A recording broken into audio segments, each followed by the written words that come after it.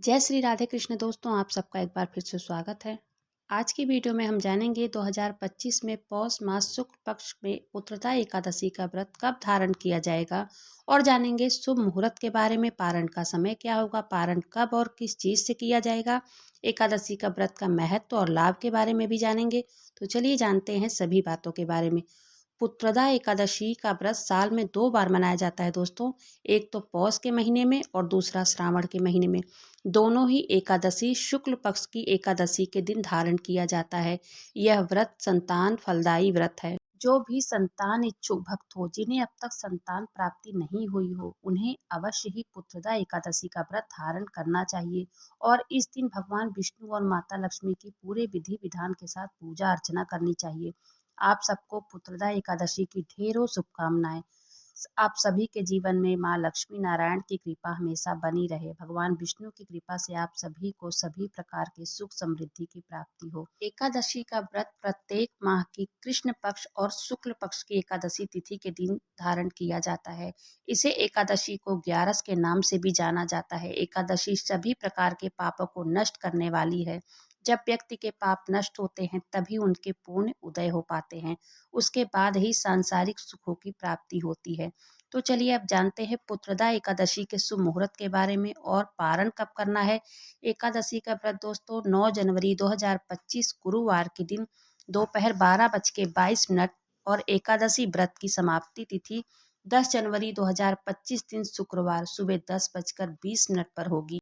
तो सूर्य उदय व्यापनी के अनुसार और द्वादशी युक्त एकादशी का व्रत जो कि 10 जनवरी 2025 दिन शुक्रवार को सभी भक्त पुत्रदा एकादशी का व्रत धारण करेंगे। और पौष पुत्रदा एकादशी का व्रत का पारण 11 जनवरी 2025 को किया जाएगा दोस्तों। तो दोस्तों पारण का शुभ मुहूर्त है 7:15 से सुबह के 8:21 तक रहेगा पारण का समय।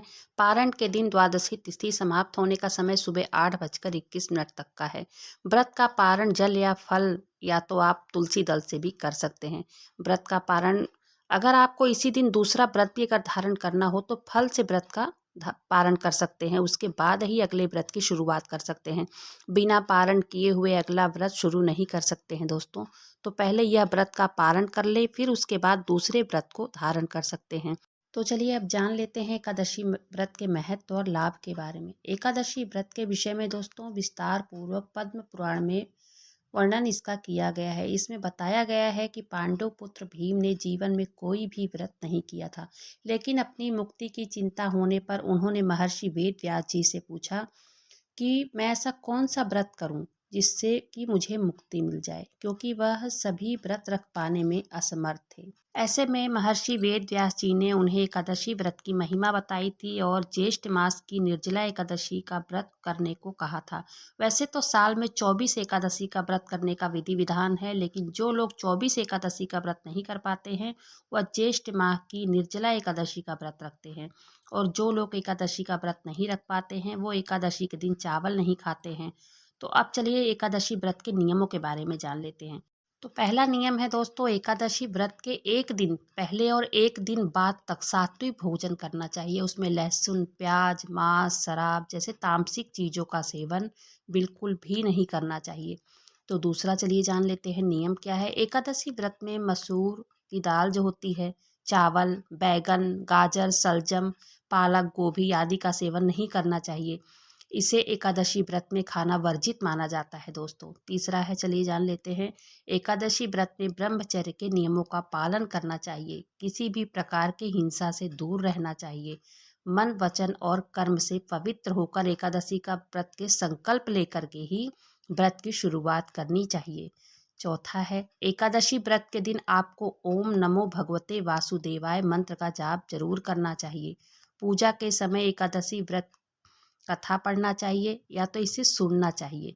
इससे पुण्य लाभ होता है और व्रत का महत्व भी पता चलेगा इससे दोस्तों। कथा के बिना व्रत पूर्ण नहीं होता है दोस्तों। रात्रि के समय जागरण करें, दोपहर के समय सोना वर्जित माना जाता है। पांचवा है, एकादशी व्रत की पूजा के समय भगवान विष्णु को पंचामृत तुलसी के पत्तों का भोग जरूर लगाएं।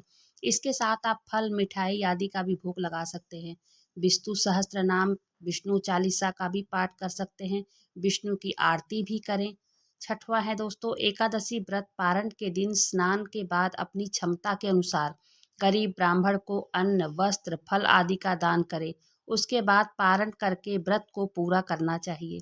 तो आशा करती हूँ आपको यह जानकारी अच्छी लगी होगी। अगर वीडियो पसंद आई हो तो वीडियो को लाइक कीजिएगा, चैनल को सब्सक्राइब जरूर से कीजिएगा। मिलते हैं ऐसे ही किसी वीडियो में, तब तक के लिए जय श्री लक्ष्मी नारायण।